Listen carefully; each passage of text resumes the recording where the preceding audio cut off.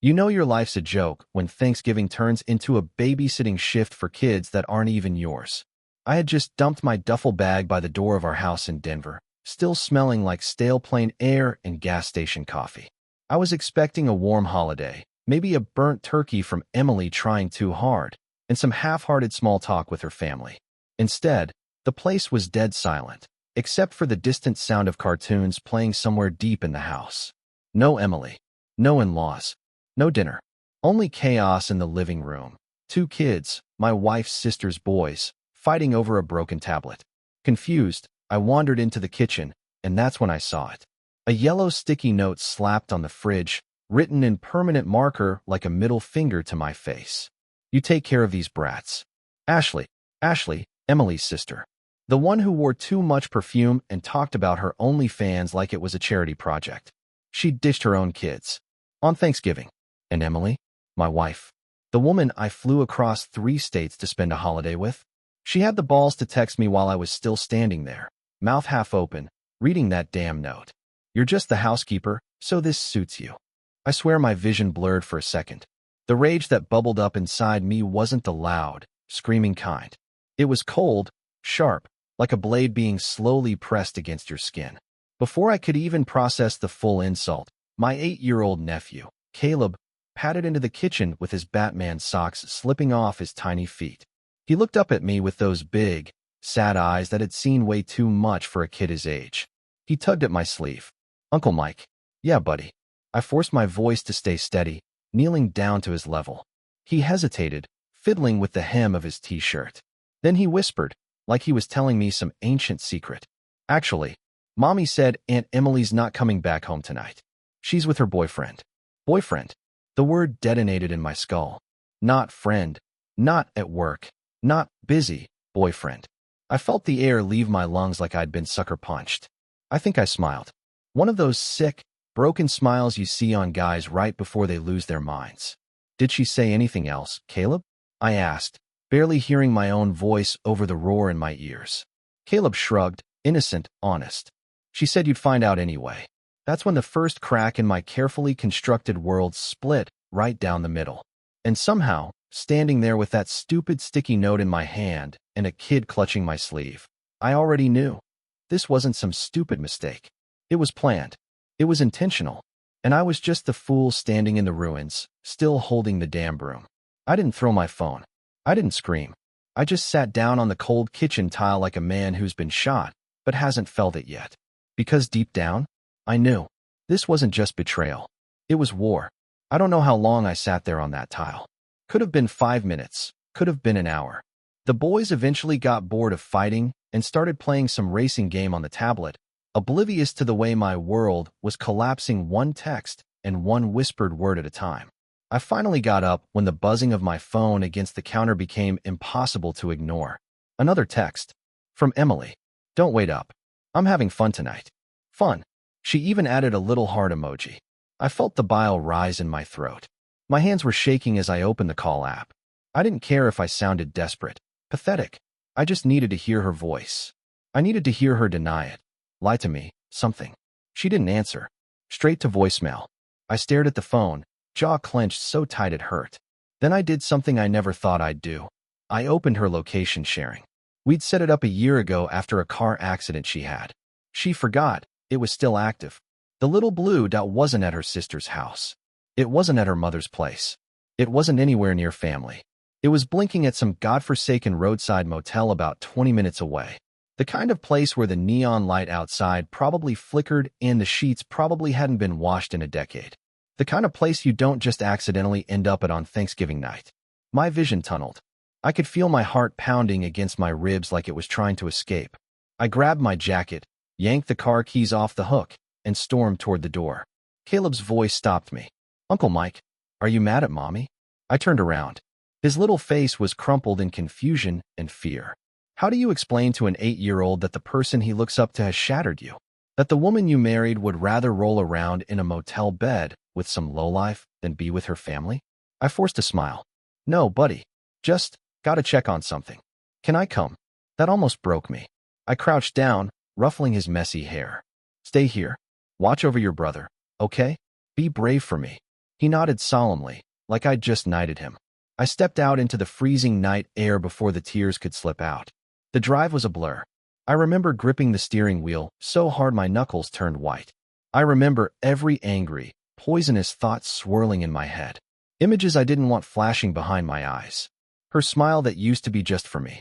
Her hands that used to hold mine like I was the only man alive. Now being given away like some cheap souvenir to whoever the hell she was screwing tonight. I pulled into the cracked, weedy parking lot of the Sunset Inn. The S was missing from the neon sign, and it buzzed like a dying fly.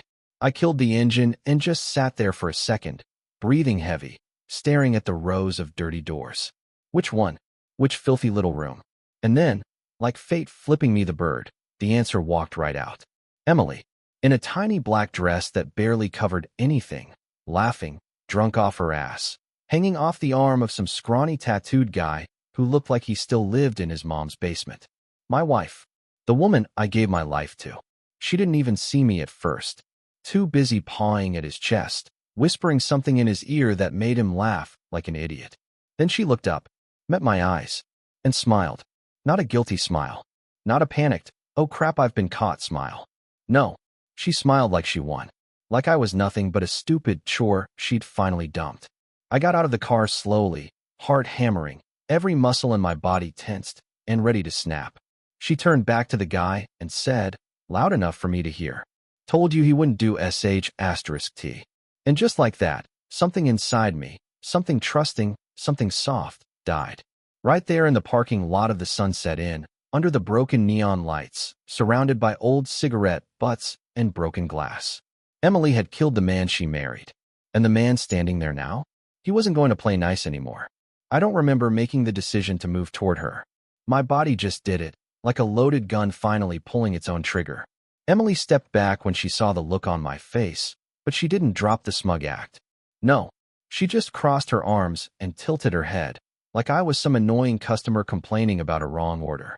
You gonna cry, Mike? She said, slurring a little, smirking harder.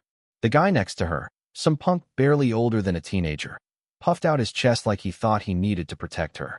It would have been funny if it hadn't been so pathetic. I walked right up to them, close enough to smell the cheap cologne drowning the motel air. You left your sister's kids alone, I said, voice low and cold.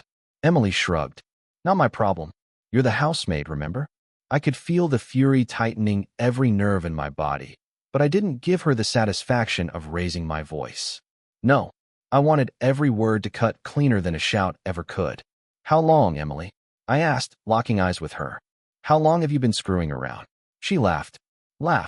As if you were ever enough to keep me interested, she sneered, tossing her hair like some washed-up prom queen. The guy shifted awkwardly, realizing maybe he was standing in a war zone he wasn't ready for. Good. You should be scared. I took a slow step forward. She didn't move. You sent me a text, I said. Call me the housekeeper.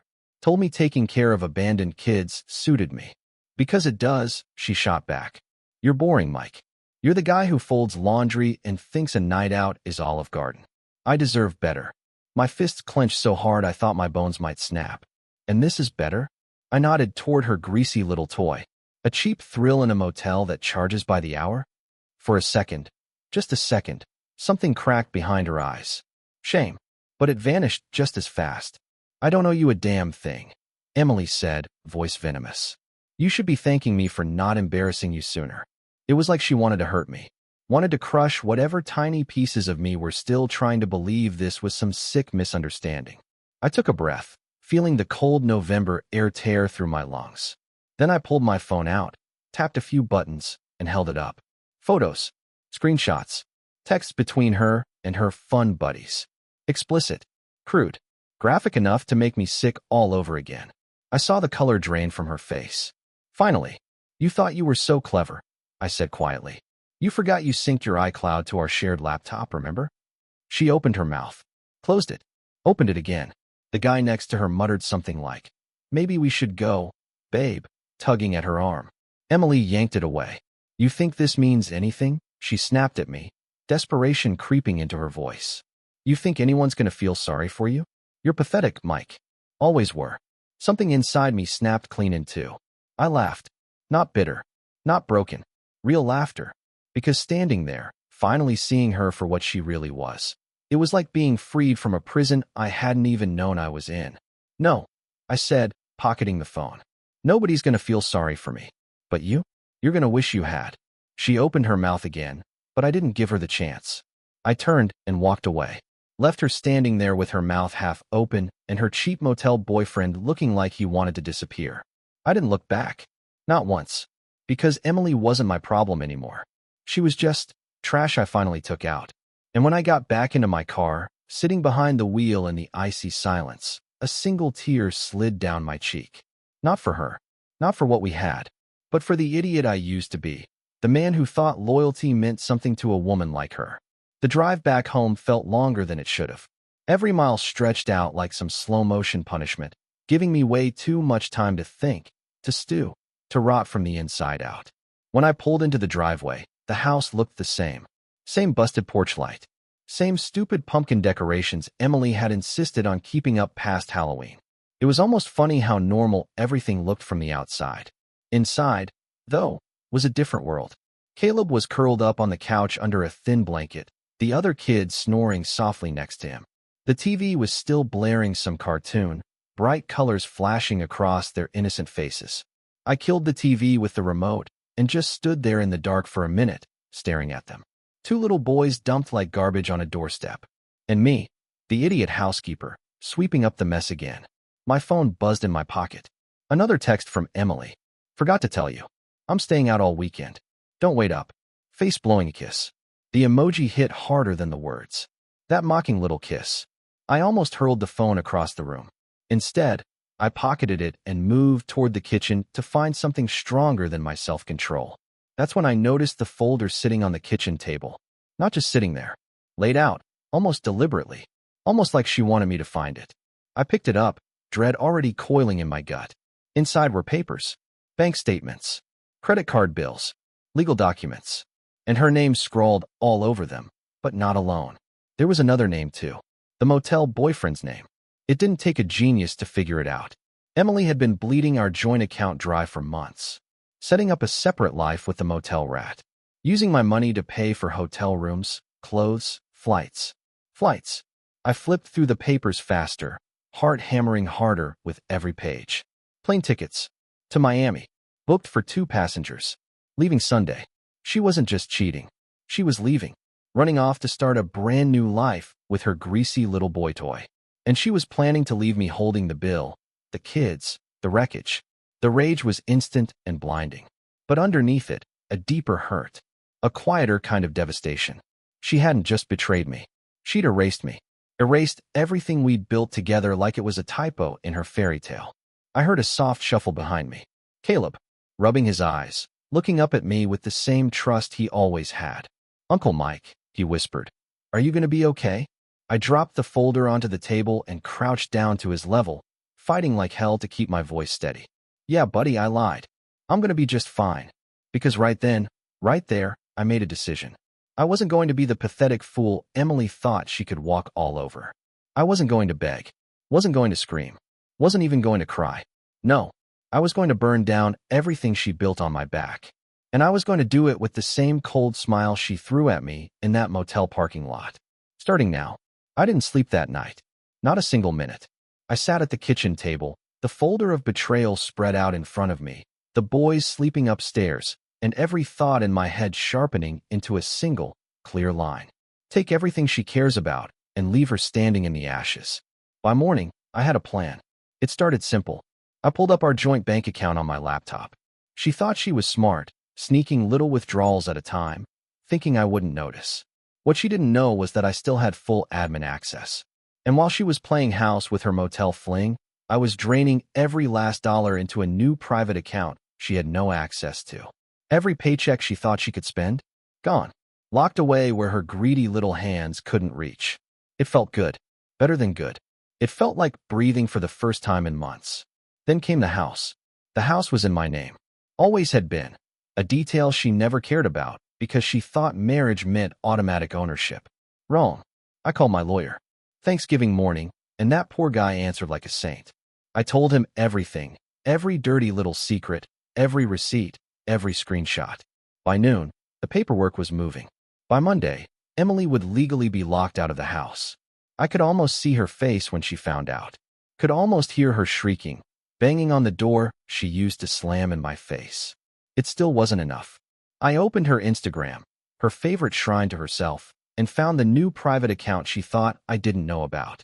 The one she used to post pictures with her motel boy, captioned with cringy nonsense like, "True love finds a way, and some people just aren't meant to be tamed." Pathetic. I screenshotted everything. Sent it all to her boss, who, by the way, had a strict no public scandal policy for employees. She was about to lose her job too. Every step felt like pulling a knife out of my own back and driving it straight into the fantasy world she'd built. By the time the sun started setting again, I was exhausted, running on fumes, but more alive than I'd felt in years. I fed the boys, played a few games with them, tucked them into bed. They deserved none of this mess. And I made myself a silent promise. They wouldn't feel abandoned again. Not while I was around. Around midnight, the front door rattled. I knew it would. I sat on the stairs in the dark, waiting.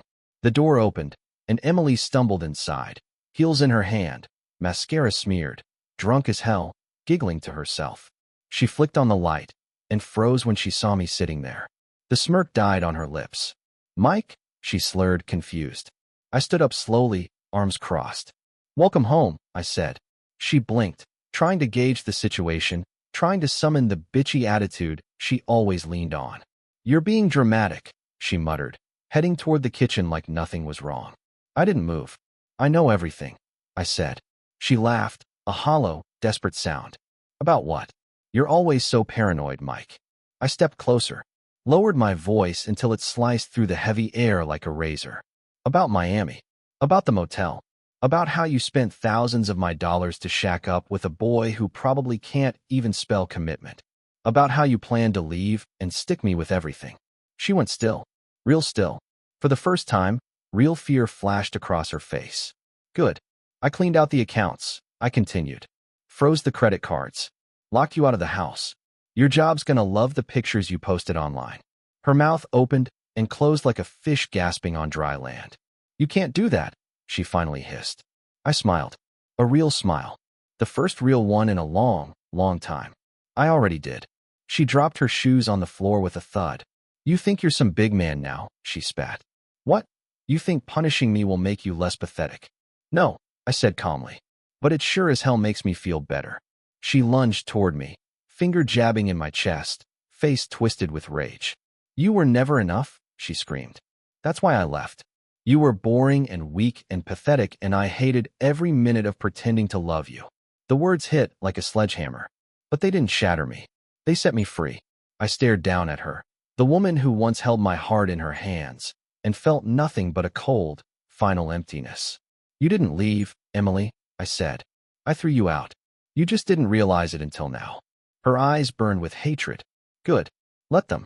I turned my back on her and walked upstairs, leaving her standing there barefoot, broke and abandoned. Exactly how she deserved to be. I didn't sleep that night either. I lay in bed, staring at the ceiling, listening to the muffled sounds of Emily crying downstairs. At first, it was soft, little hiccuping sobs, the kind that might have broken me once. But now it just sounded pathetic. Fake. A fitting soundtrack to the ending she wrote herself. At some point, she gave up and left. I heard the front door slam, so hard it rattled the windows.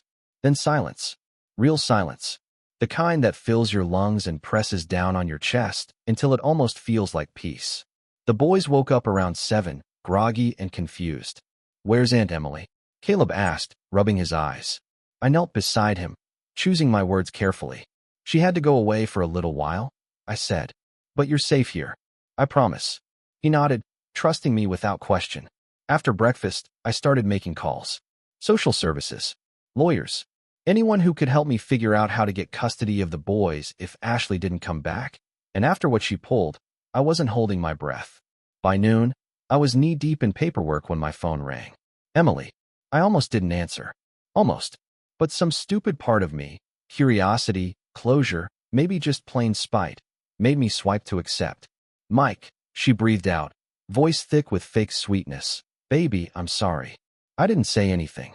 "I was drunk," she continued, rushing through the words. I wasn't thinking straight. I don't even like that guy. He doesn't mean anything. It was just stupid. We can fix this. I let her squirm in the silence. We have so much history, she pleaded. You can't just throw it away. You can't just abandon me. There it was. The real Emily. Not crying because she loved me. Not crying because she regretted what she did. Crying because she lost her safety net. You threw it away, I said finally. All of it. You lit the match, Emily. You watched it burn. She sniffled dramatically. Please. I don't have anywhere to go. Not my problem, I said, and it felt good to say it. Like shedding the last heavy chain off my back. Mike, I'm serious, she snapped, the fake tears evaporating the second she realized begging wasn't working. You're really gonna just abandon me after everything? After everything? I repeated slowly, tasting the words. You mean after you abandoned me? After you humiliated me? After you stole from me? You're not perfect either, she screamed into the phone. I smiled. Maybe not, I said. But at least I never sold myself for a few nights at the Sunset Inn.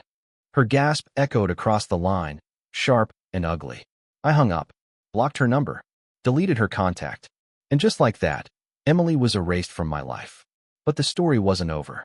An hour later, as I was gathering the boys' things to take them out for some ice cream, there was a loud knock at the door.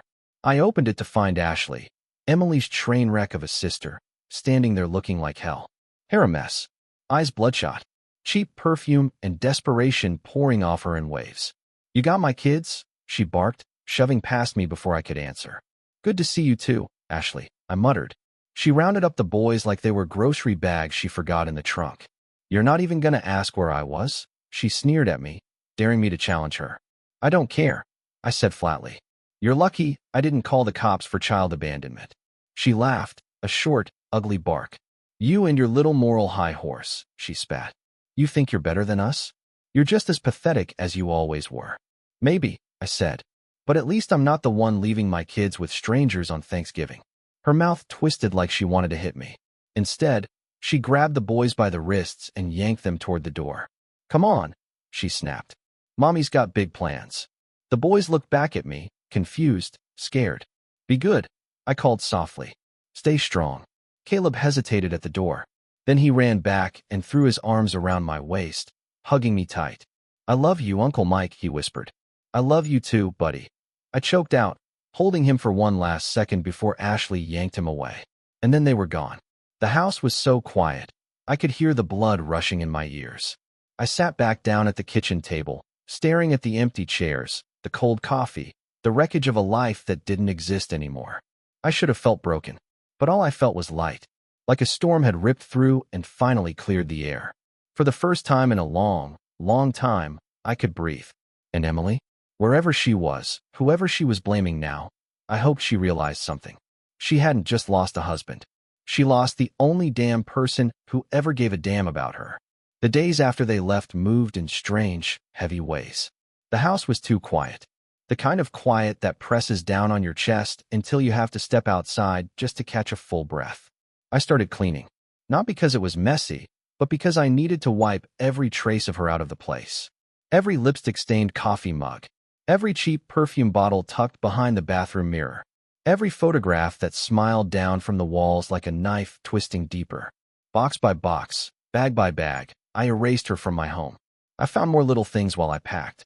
Receipts for things she told me she never bought. Gift cards from stores I knew she hated, probably for the motel boy. A hotel loyalty card tucked into a drawer, filled with stamps. She'd been living a double life for a long time. I don't know why that hit me harder than anything else. Maybe because, deep down, I still wanted to believe there was some small part of our life together that had been real. That I hadn't just been a placeholder until she could find someone else. But every piece of paper, every hidden scrap, told the same story. She never loved me the way I loved her. The realization didn't come with a grand breakdown. No screaming. No punching walls. No whiskey-soaked nights of regret. It came quietly. I sat down in the living room after dumping another garbage bag of memories in the bin, and for the first time, I allowed myself to really think it. I deserved better. The thought didn't feel foreign. It didn't feel cocky. It felt true. I deserved someone who didn't treat loyalty like a weakness. Someone who didn't spit in my face and call it love. I deserved a hell of a lot more than Emily ever gave me. Around the third day, the doorbell rang. For a moment, a sick part of me hoped it was her, standing there, makeup smeared, begging for forgiveness, giving me the satisfaction of slamming the door in her face. But it wasn't Emily. It was a man. Tall, sharp suit, cold eyes. He introduced himself as a process server. "You've been served," he said, shoving a thick envelope into my hand. Before I could even ask, he was gone. I stared down at the packet. Divorce papers. Filed by Emily. Filed on the grounds of emotional neglect and failure to provide emotional support. I laughed. A bitter, broken sound. The woman who abandoned her marriage, stole from me, humiliated me, lied to me, had the audacity to claim I had failed her. Typical. Pure Emily. I could almost hear her voice in my head, whining to some new fool about how hard she had it, how she was forced into her decisions because poor Mike didn't make her feel special enough. For a moment, the rage flared up, burning hot and violent. But it died fast. She wasn't my problem anymore. Let her tell her lies. Let her dig her own grave. I signed the papers the next morning without even reading the fine print. Didn't care about the money. Didn't care about the house. Didn't care about anything she thought she could use as leverage. She could take every last dollar, every fork, every towel, every picture frame. She already took everything that mattered. My time, my trust, my love. And she wasn't getting 1 second more. When I dropped the signed papers off at my lawyer's office, the secretary gave me a strange look. "Most people cry when they leave here," she said gently, "or look angry." I smiled, a real smile this time. "Some endings are worth celebrating," I said. And I meant it. I walked out of that office into the crisp November air, feeling something I hadn't felt in a long time. Freedom. Not the freedom of being single. Not the freedom of getting revenge. The freedom of knowing the worst was over. The freedom of knowing I survived it. The freedom of knowing I would never let anyone make me feel worthless again. Not ever. It's been 3 months now. 3 months since Emily walked out of my life with her cheap perfume, her motel boy, and her lies. 3 months since I tore her out of my home, out of my heart, out of my future. And not a damn thing about me misses her. Not the sound of her fake laughs at dinner parties. Not the endless criticisms wrapped in a smile. Not the nights she turned away from me like I was a stranger in my own bed. The house feels different now. Lighter. Like someone threw open all the windows and let the rotten air finally escape. I started working out again. Picked up extra hours at work. Took weekend trips just because I could. Little by little, piece by piece, I rebuilt the man she tried to break. One morning, while drinking coffee on the porch, I got a text from a mutual friend. No words, just a screenshot. It was Emily's new Instagram post, public this time. A blurry picture of her sitting alone in some bar, makeup smudged, a half-empty glass in front of her. The caption read, "Sometimes you don't realize what you had until it's gone." No tags, no mentions. But I knew. I knew it was for me. Maybe her motel boy got tired of her. Maybe the free rides and thrill of betrayal wore off. Maybe she woke up one day and realized she traded loyalty for lust and ended up with nothing. Didn't matter. It wasn't my story anymore. I didn't even bother responding. I just put my phone down, leaned back in my chair, and let the cold morning air fill my lungs. And for the first time in years, the future felt wide open. Not scary, not lonely, just clean. I learned a lot from Emily. I learned that love without respect is just chains disguised as jewelry. I learned that trust given too easily is a weapon in the wrong hands. I learned that sometimes the person you love most will be the one who sets fire to everything you thought was real, and sometimes the best thing they can do for you is walk away. If you're reading this, if you ever find yourself sitting in the ruins like I did, let me tell you something. Don't beg. Don't chase. Don't waste another second hoping they'll turn back. They showed you who they are. Believe them. Pick yourself up. Dust yourself off. And walk into the life they were never strong enough to stand beside you in. You'll be stronger for it. You'll be better for it. And someday, when you're sitting under a quiet sky with peace finally in your chest, you'll realize you never lost anything. You got free. And freedom, my friend, is the best revenge there is.